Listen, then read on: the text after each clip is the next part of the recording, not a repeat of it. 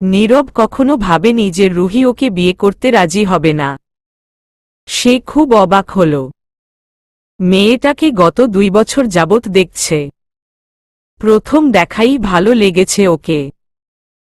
এই কথাটা আর রুহি যে নাদিরার বাসায় থাকে এটা জেনেও ওর বাবা মা আপত্তি করেনি। মেয়ে ভালো হলেই সব ভালো। অফিসে বসে এই কথাগুলো ভাবছিল নীরব। খুব বিধ্বস্ত দেখাচ্ছে ওকে। কপালের ভাঁজগুলোতে বিন্দু বিন্দু ঘাম।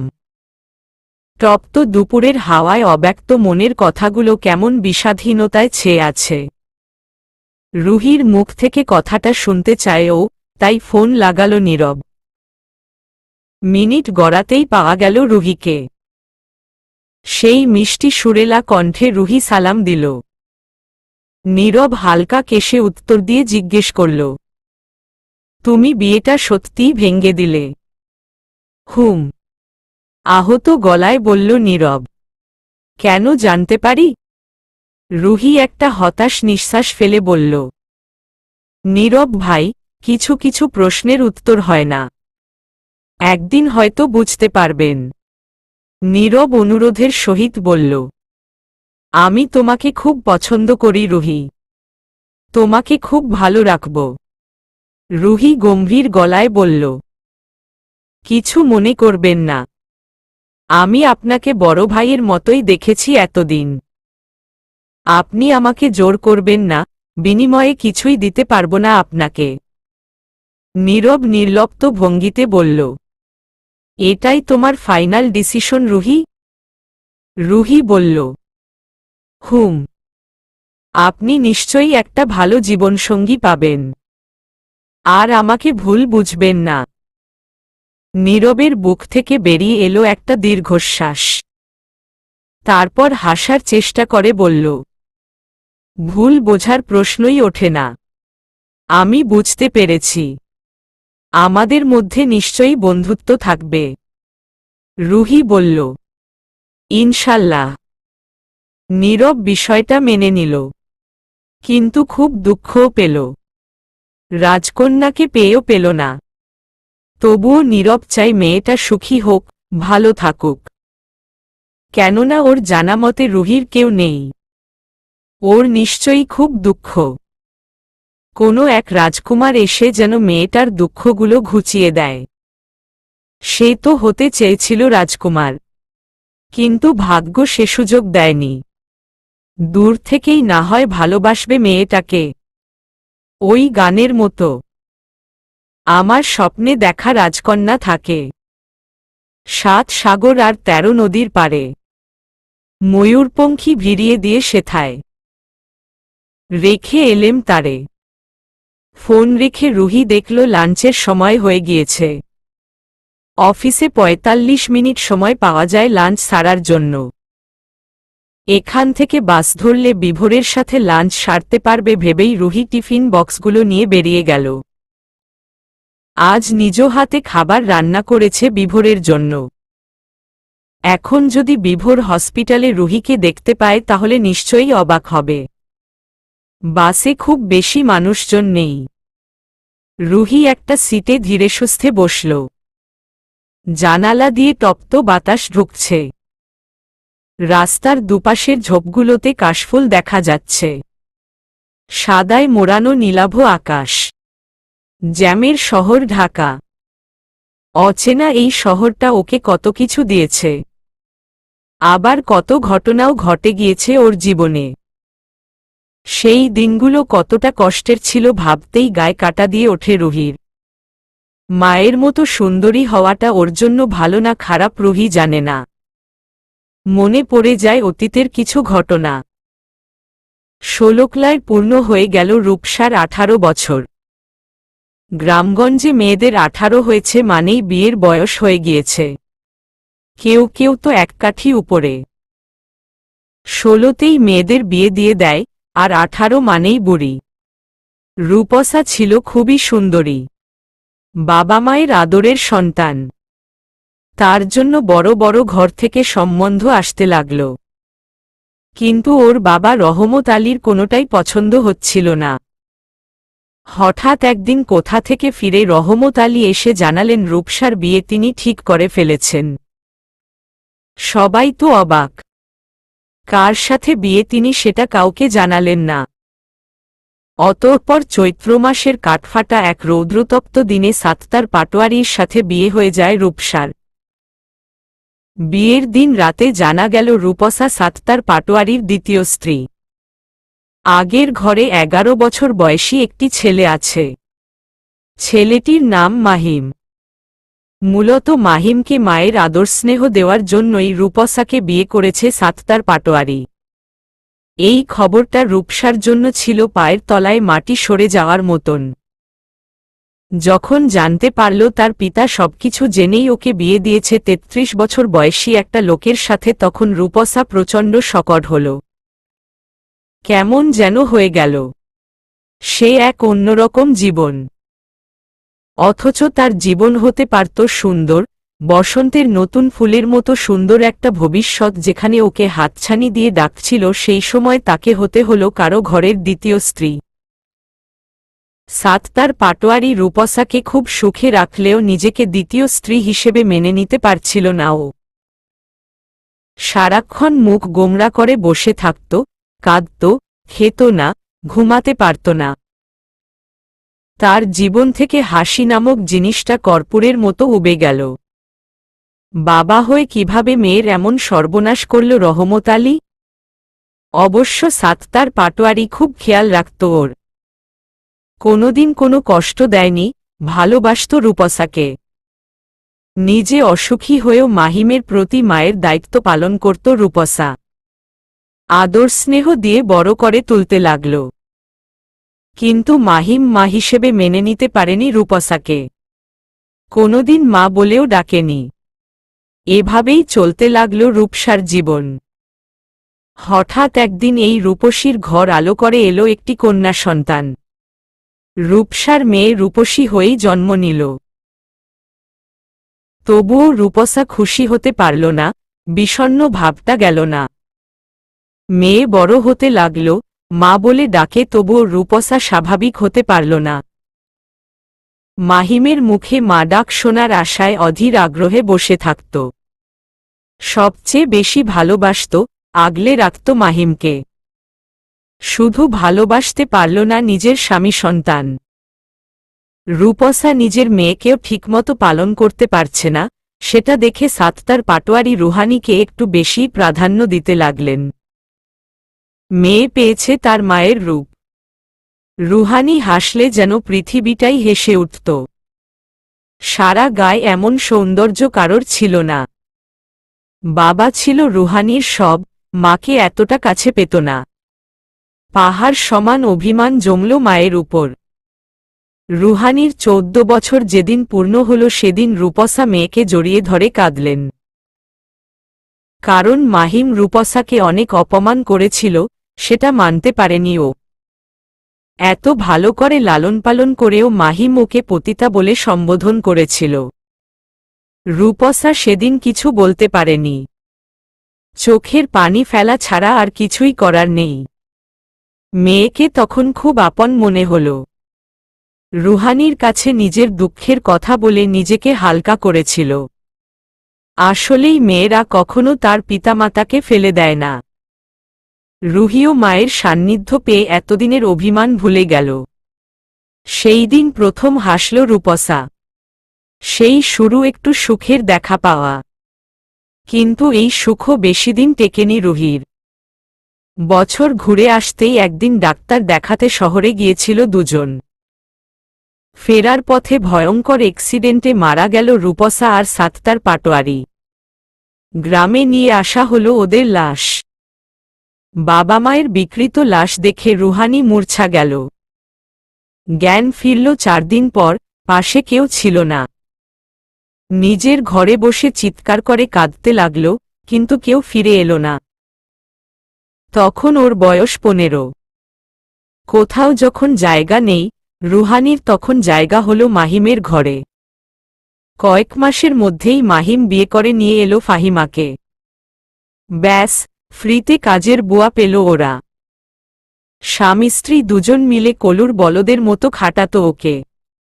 সেসবও সয় নিয়েছিল, কিন্তু রুহির পড়াশোনা বন্ধ করে দেওয়া হল, যা সে একদমই চায়নি।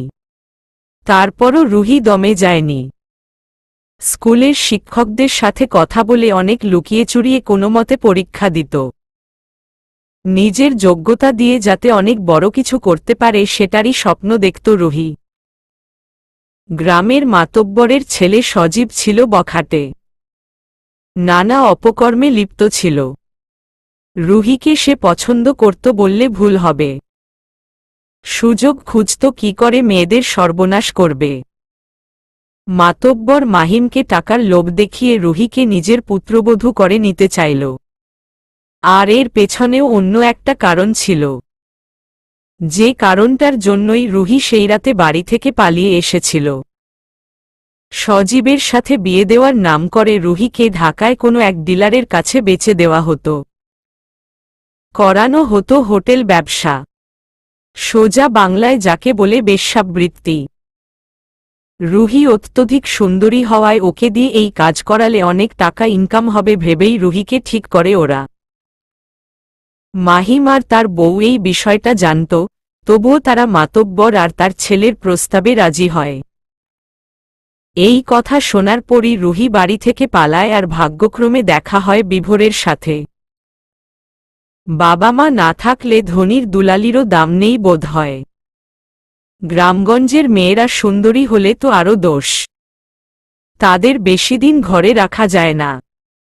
কি অদ্ভুত, তাই না? রুহির মায়ের বিয়েও 18 বছর বয়সে হয়েছিল। মা মেয়ে দুজনেরই জীবনের খাতায় অনেকটা মিল। মায়ের মতো নিজের জীবনটাও কেমন রঙহীন, অগোছালো। কিন্তু ওর মা রূপসা বাবাকে মেনে নিতে না পেরে যে ভুলটা করেছিল রুহি এবার আর সেই ভুল করবে না। অনেক ভুল সিদ্ধান্তের কারণে ওর জীবনের 5-5টা বছর নষ্ট হয়েছে। এবার সময় এসেছে জীবনকে একটা সুযোগ দেওয়ার, গুছিয়ে নেওয়ার। ভরদুপুরে রুহিকে নিজের কেবিনে দেখে বিভোর সত্যিই অবাক হল। রুহির একটু অস্বস্তি লাগছিল। বিভোর ওর দিকে তাকিয়ে আছে, বোধহয় অবাকই হয়েছে। অফিস ফেলে এই ভরদুপুরে কেন এসেছে মেয়েটা? ওর এই জিজ্ঞাসু দৃষ্টিতে পাত্তা না দিয়ে রুহি বলল, ভেতরে আসতে বলছেন না কেন? দাঁড়িয়ে থাকব নাকি? বিভোর থতমত খেয়ে বলল, হ্যাঁ হ্যাঁ আসো, ভেতরে আসো। রুহি একটা হাসি দিয়ে ভেতরে আসল। বিভোর জিজ্ঞেস করল, কেন এসেছ? দরকারে। আমার কাছে কিসের দরকার? আপনি এত প্রশ্ন কেন করুন বলুন তো? চুপ থাকন। হঠাৎ যেন মনে পড়েছে এমন একটা ভঙ্গিতে তাচ্ছিল্য করে বিভোর বলল, সেদিন রাতে ফোনটা কেন কেটে দিলে? তাহলে কি করতাম? আপনার আজগুবি প্রশ্ন শুনতাম? তা নয়, তবুও ভদ্রতা দেখানো উচিত ছিল। আমি ভদ্র নই, সেটা দেখাতেও পারি না। আজব তো। আপনি কি এখন বিজি? কোনো কাজ বা ওটি আছে? অ্যাপয়েন্টমেন্ট আছে? না তো। কেন? এমনি। বিভোর হতাশ হয়ে বলল, বাই দ্য ওয়ে, কেন এসেছ? আপনার সাথে লাঞ্চ করতে। বিভোর ভ্রু কুঁচকে তাকাল। মতলব কি মেয়ের? সেদিনের পর থেকে অন্যরকম আচরণ করছে। অদ্ভুত। রুহির মধ্যে আজ কোনো জোরতা নেই। সে খাবার বেড়ে দিল। সময় নিয়ে দুজনে লাঞ্চ সারল। সবকিছু গুছিয়ে ঘড়ির দিকে অনেকটা সময় পেরিয়ে গিয়েছে। রুহির অফিসের সময় হয়ে গিয়েছে, কিন্তু এখান থেকে যেতে অনেকটা সময় লাগবে। ধুর, এখানে আসাই উচিত হয়নি। ভালোবাসা দেখাতে গিয়েছিল, এখন বুঝো ঠেলা। এজন্যই বলে, অতিরিক্ত কোনো কিছুই ভালো না।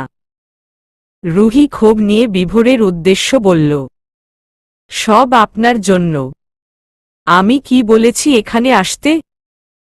নিজের দোষ অন্যের ঘাড়ে চাপাতে খুবই মজা লাগে, তাই না? এখন আমার চাকরিটা যাবে। একদিনের জন্য কিছু হবে না। রুহি তেজ নিয়ে বলল। নিজে ডাক্তার বলেই এত বড়াই দেখাচ্ছে। আমি তো ডাক্তার না। অন্যের অফিসে কলুর বলদের মতো খাটি। আপনার বাবা ঠিকই বলে। আপনি গরুর ডাক্তার হওয়ারও যোগ্যতা রাখেন না। বিভোর আশ্চর্য হয়ে গেল। নিজে সময়মতো যেতে পারেনি এখন ওর দোষ? এজন্যই সবাই বলে মেয়ে মানুষ মানেই ঝামেলা। যেখানে যায় ঝামেলা বাধায়। সময়ের ব্যাপারে একদম পার্টিকুলার নয় তারা। রুহিকে বলল, এসব বাদ দাও, আর একটু বসো। কেন? অনেকদিন বাইরে কোথাও যাওয়া হয়নি, তাই আমাকে নিয়ে ঘুরতে যেতে চান, তাই না? ইন্টেলিজেন্ট গার্ল, খুব বড় হয়ে গিয়েছ দেখছি। রুহি আফসোসের মতো একটা ভঙ্গি করে বলল, বড় তো হয়েছি। সেই কবে বিয়ে হয়েছে আমার। ছোট তো আর থাকা যায় না। বিভোর মজা করে বলল, ট্রেনে তোমাকে দেখে আমি আপনি আপনি করছিলাম তোমায়, মনে আছে? হুম। আপনি কি এখনো সবার সাথে গায়ে পড়ে কথা বলতে যান? বিভোর শক্ত গলায় বলল, না। মজার ব্যাপার কি জানো, ওই ঘটনার পর আমি আর কখনো টেনে চড়িনি। বলতে গেলে সেই সুযোগ হয়নি। তাই নাকি? বেশ তো। এরকম টুকটাক আরও কথা হলো ওদের। তারপর বিভোরের অফিস আওয়ার আবার শুরু হলো। এবার রাউন্ডে যেতে হবে। রুহিকে কেবিনে বসতে বলল। ওকে রেখে পেশেন্টদের দেখতে গেল। প্রয়োজনীয় কাজ সেরে আধ ঘন্টা পরই আবার ফিরে এলো। দেখল রুহি থম মেরে দাঁড়িয়ে আছে। জিজ্ঞেস করল, কি হয়েছে? কিছু না।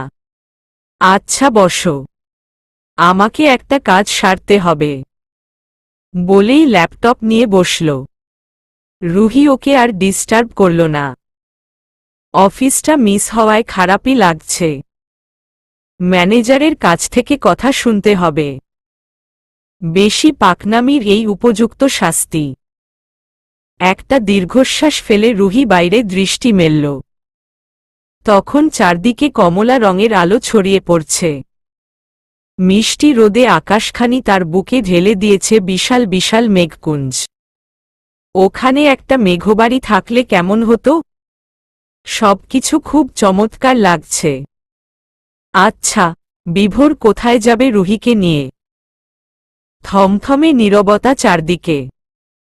শুভ্র সাদা মেঘেরা দুলছে, উড়ছে আসমানে। কোথা থেকে যেন দল বেঁধে উড়ে আসে সাদা বকের দল। হসপিটালের বিশাল বড় কাচের জানালার ওপাশটাতে আবাসিক এলাকা। সেখানে বিশাল একটা বাগান আর মাঝারি আকারের জঙ্গল আছে। দুপুরের শেষভাগ আর বিকেলের শুরুতে হাজার হাজার পাখিরা দল বেঁধে এখানে আসে। কিচিরমিচির শব্দে ভরিয়ে দেয় পুরো এলাকাটা। নীরবনিরিবিলি পরিবেশটাতে এলেই মন ভালো হয়ে যায়। শুভ্র সাদা মেঘ, সাদা বকের দল, পাখিদের হুল্লোড়, বাতাসে কেমন শরৎ শরৎ গন্ধ। রুহি বিভোরকে জিজ্ঞেস করল, এখন কি শরৎকাল? তাই তো মনে হচ্ছে। আপনি ওই কবিতাটা জানেন? কোনটা? রুহি কবিতার প্রথম লাইনটা বলতেই বিভোর মাথা নাড়িয়ে বলল, আমি জানি। অনেকবার পড়া হয়েছে। তারপর নিজেই কবিতাটা আওড়াল। শুভ্রতার প্রতীক ভাদ্র ও আশ্বিন 2 মাস শরৎকাল। নেই বর্ষার বিষণ্ণতা, শুধু স্নিগ্ধতা, প্রকৃতি শান্ত নির্মল। সাদা মেঘের ভেলায় চড়ে শুভ্র কাশের আঁচল উড়িয়ে। শরৎ আসে, প্রকৃতি হাসে শেফালি ফুলের মালা দুলিয়ে। পরের পংক্তি ধরল রুহি। নীল আকাশে চলছে ভেসে সাদা মেঘের ভেলা। আপন মনে মেঘের সনে করছে লুকচুরি খেলা। এমন পরিবেশে ঝিরঝির বাতাসে দোলে কাশবন। প্রকৃতির ছন্দে শিউলি ফুলের গন্ধে ভরে যায় মন। এবার বিভোর বলল, ঝিলমিলি রোদ শান্ত শরৎ স্নিগ্ধ রূপে প্রশান্তি আনে। মন মাতোয়ারা ধবধবে রাতের স্নিগ্ধ জ্যোৎস্নার টানে। সাদা কাশফুল শিউলি বকুল জ্যোৎস্না আলোছায়ায়।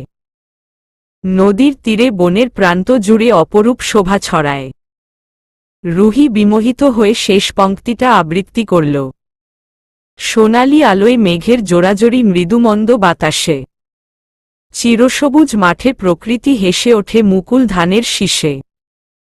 চারপাশের শুভ্রতা বৃষ্টির ফোঁটায় ভেজায় ফুলের রেণু। দিগন্ত জুড়ে আকাশ আতরঙা হাসিমাখা ফুটে ওঠে রংধনু। কবিতা আবৃত্তি শেষ হতেই দরজায় কড়া নাড়ল কেউ। বিভোর অনুমতি দিল ভেতরে আসার জন্য। সিস্টার কিয়ারা এসেছে। রুহির দিকে তাকিয়ে উনি মিষ্টি করে হাসল। প্রত্যুত্তরে রুহিও হাসল। বিভোরের সাথে প্রেসক্রিপশন আর কিছু ফাইল নিয়ে কথাবার্তা বলে চলে গেলেন। রুহি মনোযোগ দিয়ে কিয়ারাকে লক্ষ্য করল। কি সুন্দর করে শাড়ি পরেছে উনি। মধ্যবয়সী মহিলা, কিন্তু রূপে অনন্য। গুণেও কম নয়। পেশেন্টদেরকে নিজের বাড়ির লোক মনে করে। আনন্দের সহিত সেবা প্রদান করে। আশ্চর্যের ব্যাপার, এত বয়স হবার পরেও বিয়ে করেননি। উনি খ্রিস্ট ধর্মের অনুসারী। বিভোর ওনাকে খুব সম্মানের চোখে দেখে।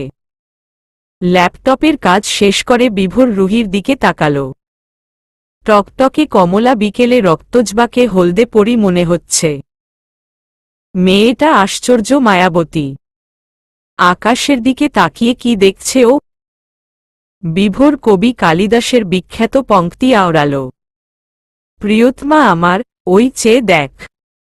নববধূর ন্যায় সুসজ্জিত শরৎকাল সমাগত। সব কাজ শেষ করে রুহিকে নিয়ে বেরুতে বেরুতে 5:30 বেজে গেল। ওরা একটা পার্কে এসেছে। নরম ঘাসের ওপর বসতেই কোথা থেকে মিষ্টি এক সুগন্ধ ভেসে এলো। একাধটু কথা হলো ওদের। হঠাৎই রুহি চুপ করে গেল। তারপর দীর্ঘক্ষণ নীরবতা। লেকের পানিতে অস্তমান সূর্যের শেষ আলোর ছটা হাজারো কিরণমালা সৃষ্টি করছিল। সেদিকে তাকিয়ে বিভোরের জানতে ইচ্ছে হল রুহি ওকে ভালোবাসে কিনা। রুহির হাতে হাত রাখল বিভোর। প্রচণ্ড অস্বস্তি হচ্ছে। রুহি ওকে যদি না করে দেয় তাহলে? কিন্তু এত কিছুই বা করছে কেন? কাউকে না ভালোবাসলে এত কিছু করার মানে হয় না। কিন্তু বিষয়টা পরিষ্কার হওয়া উচিত। রুহির উত্তর যদি না হয় তাহলে আর কখনোই ওর সামনে আসবে না বিভোর। অনেকটা কম্পিত গলায় জিজ্ঞেস করল, ক্যান ইউ লাভ মি? বিভোরের কথায় খুব বেশি অবাক হল না রুহি।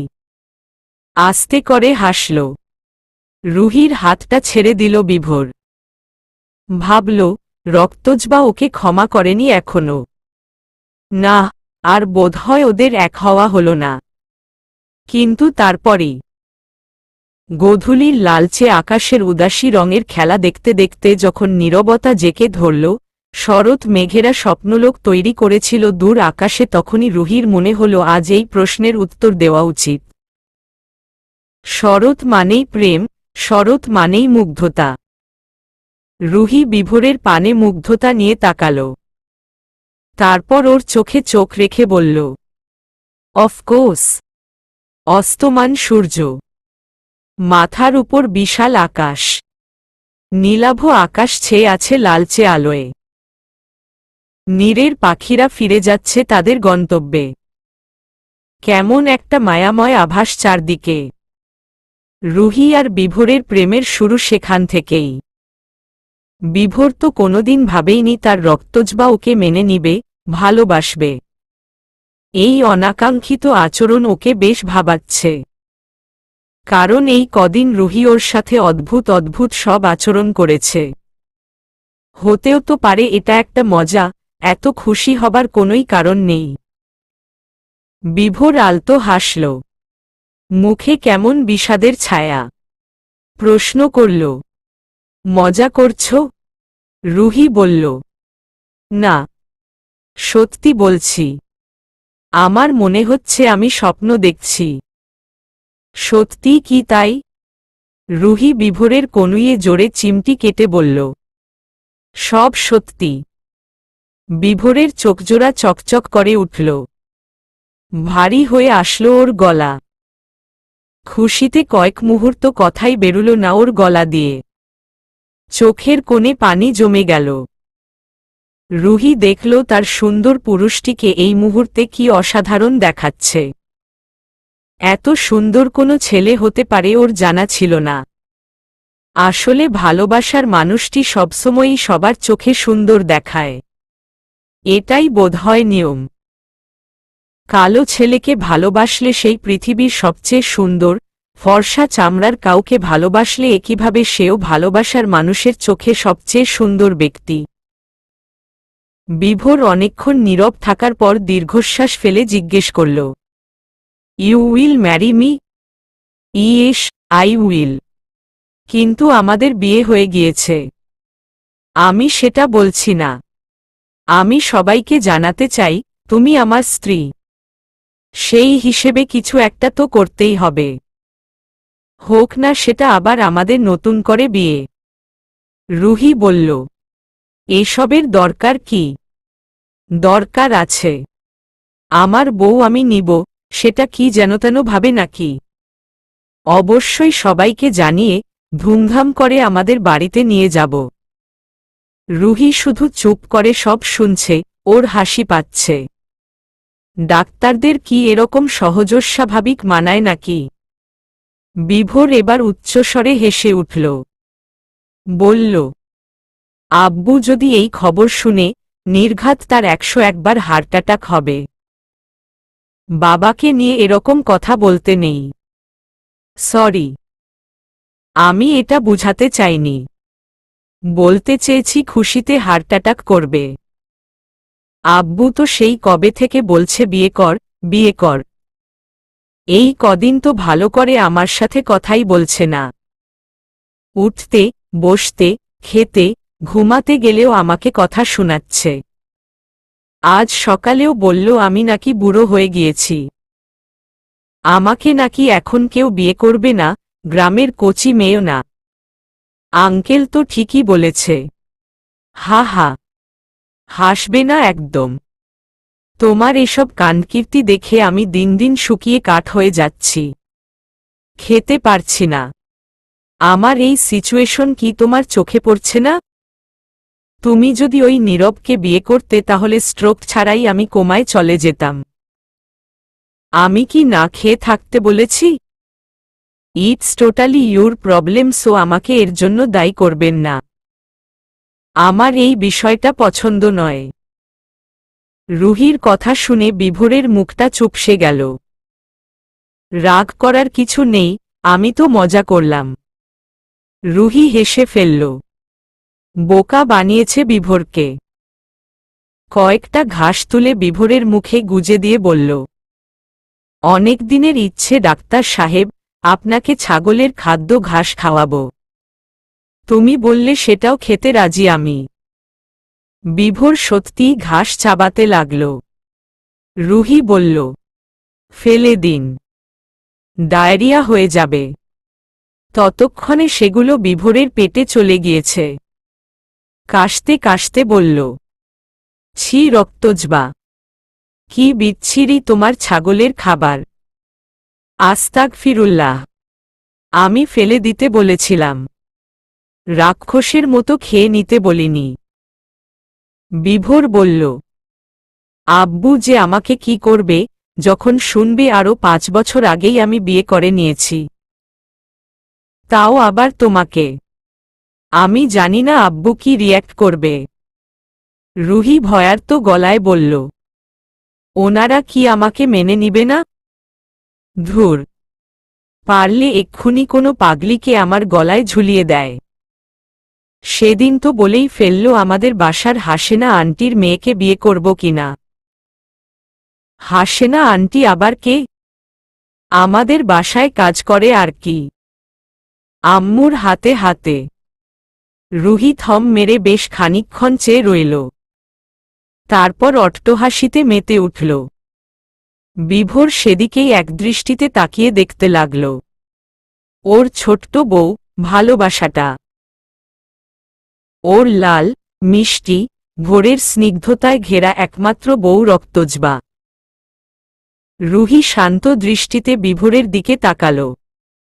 তারপর ব্যথাভরা কণ্ঠে বলল, জানেন, আপনি যখন আমাকে অনন্যা আপুর কাছে আমার সব দায়িত্ব দিয়ে চলে গিয়েছিলেন তখন আমার খুব রাগ হয়েছিল।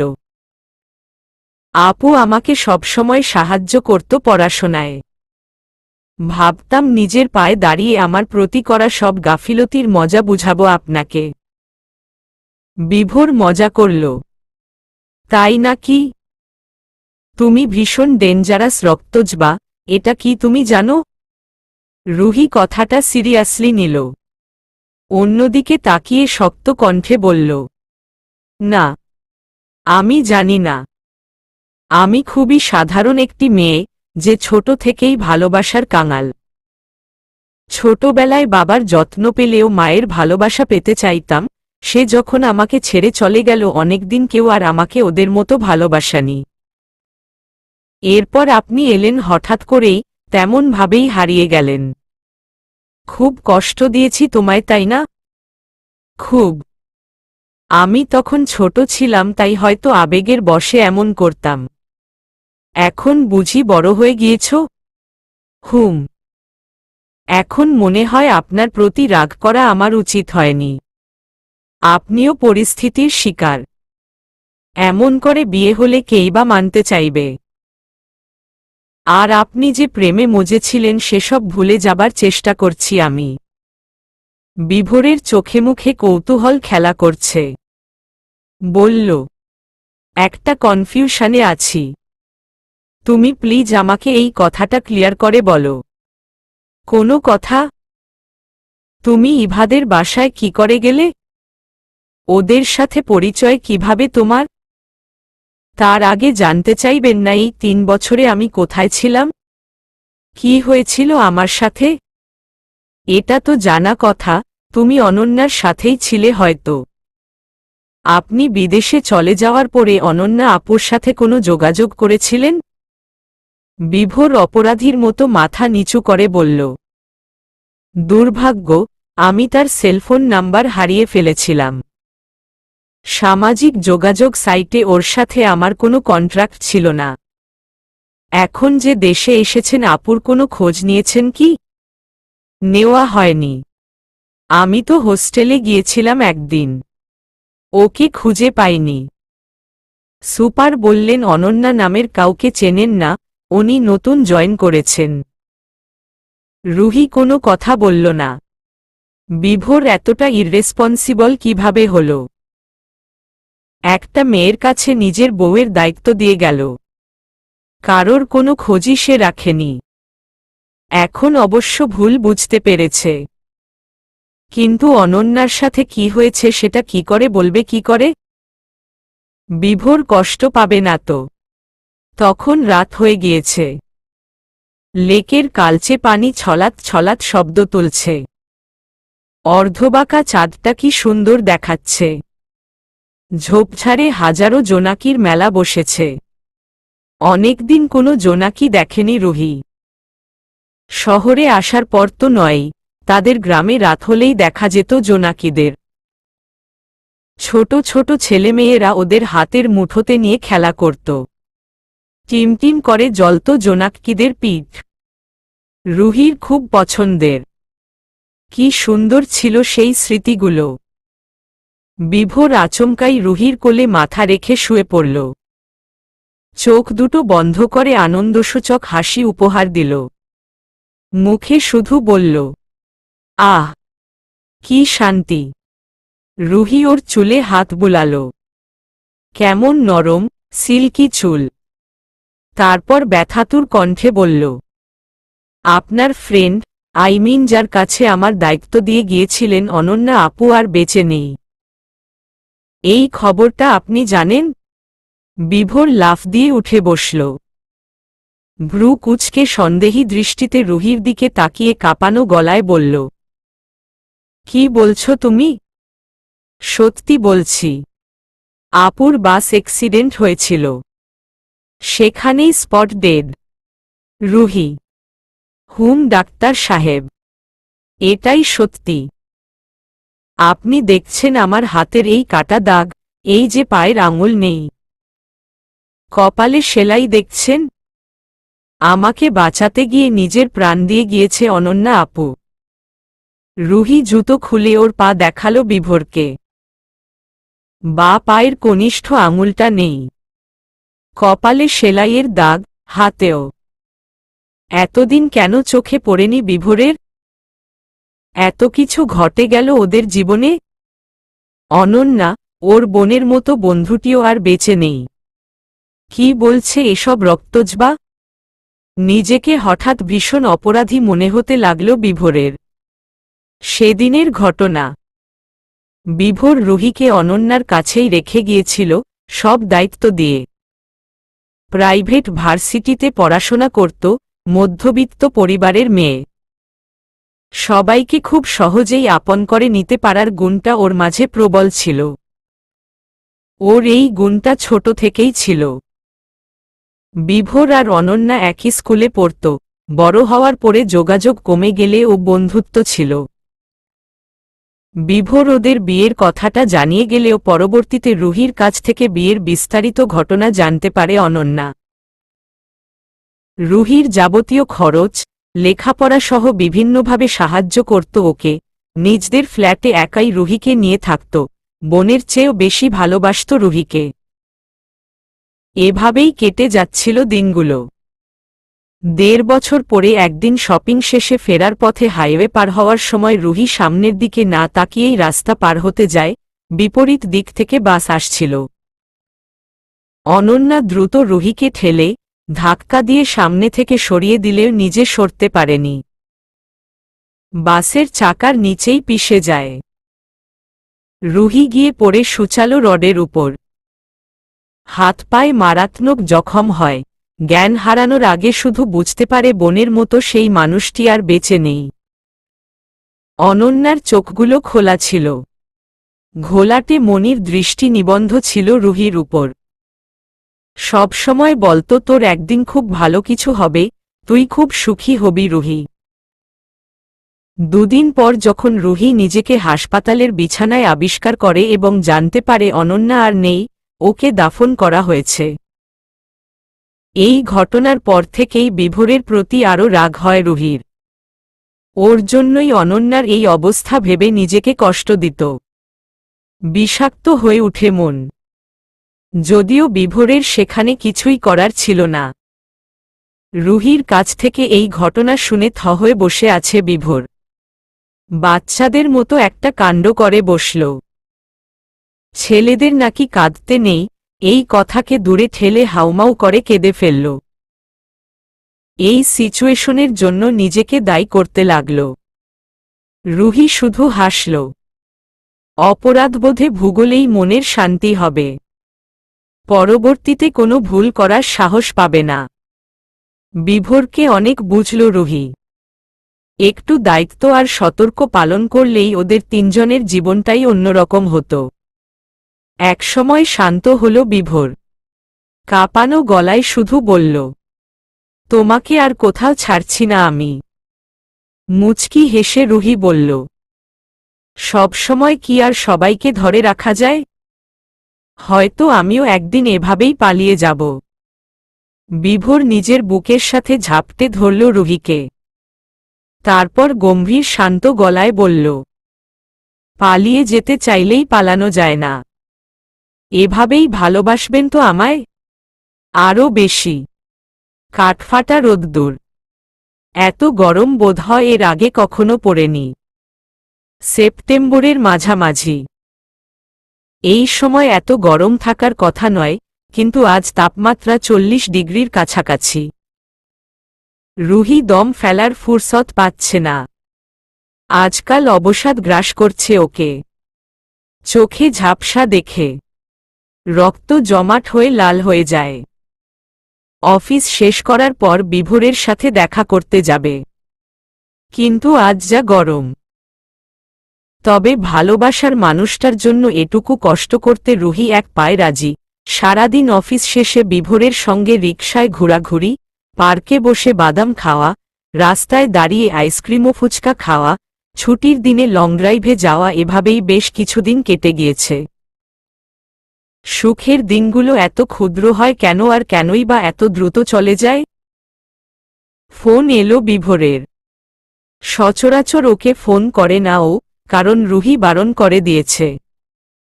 ফোনে সস্তা প্রেমালাপ, সারারাত কথা বলা ওর মোটেও পছন্দ নয়।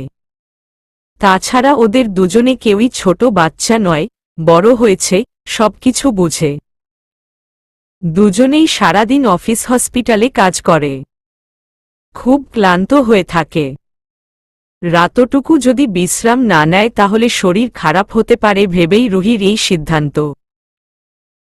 কিন্তু আজ ফোনের ওপার থেকে বিভোরের কণ্ঠ শুনতে খুব ইচ্ছে করছে। সব ক্লান্তি এক নিমিষেই চলে যাবে রুহির। ধরবে না করেও ফোন রিসিভ করল রুহি। আসসালামু আলাইকুম। ওয়ালাইকুম সালাম। কি করছো? অফিসে আছি, আজ খুব গরম। ঠিক আছে, আজ দেখা করতে হবে না, তুমি বরং বাসায় চলে যেও। রুহি বলল, না না, আমি আসতে পারব। বিভোর ধমকে উঠতেই রুহি চুপ করে গেল। এমনভাবে ধমক দেয় যে ও রাতটা কেঁপে উঠে। কাচুমাচু করে বলল, আপনি তো এসির হাওয়া খাচ্ছেন, তাই না? নো, কানেকশনে ঝামেলা হয়েছে। ওহ আচ্ছা, বলছিলাম কি আমি আসতে পারব।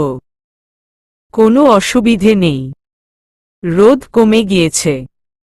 বিভোর রেগে উঠলেও সেটা প্রকাশ করল না। মৃদু হেসে কবিতার মতো করে বলল, 18 বছর বয়সী রমণী, তোমাকে বলছি, শুনো। রোদে হেঁটো না, মেঘকে অনুরোধ করো সূর্যকে যেন ঢেকে দেয়। তুমি বরং বৃষ্টির ফোঁটা হয়ে যাও, আমি সেই ফোঁটায় ভিজে নিজেকে সিক্ত করব। রুহি গাঢ় নিঃশ্বাস ফেলে বলল, বয়স আমার 18 নয়, 24। আমার কাছে সেই ছোট্ট রক্তজবা রয়ে গিয়েছ, ওই লাল জবা ফুলে রাঙানো শেষ বিকেলের মেয়েটি। রোদেরা তখন লজ্জা পাচ্ছিল, আর লাল হচ্ছিল আমার বউয়ের গাল। যা, বিভোর বলল, আমার একটা আফসোস হচ্ছে, কেন যে তখন কুটুস করে তোমার গালে চুমু খেলাম না। হায়, নির্লজ্জ। ভেবেছিলাম দেখা করতে আসব, এখন আর আসবই না। ফোন রাখছি। সো কোল্ড কথাবার্তা অন্য কাউকে শুনান। বিভোর হুমকি দেওয়া গলায় বলল, উহু, একদম ফোন রাখবে না। আজ খুব সস্তার প্রেম করতে ইচ্ছে করছে, একবার ভালোবাসি বলো না। রুহি তড়িঘড়ি করে ফোন কেটে দিয়ে রিল্যাক্স হয়ে বসল। কপাল বিন্দু বিন্দু ঘাম জমে আছে।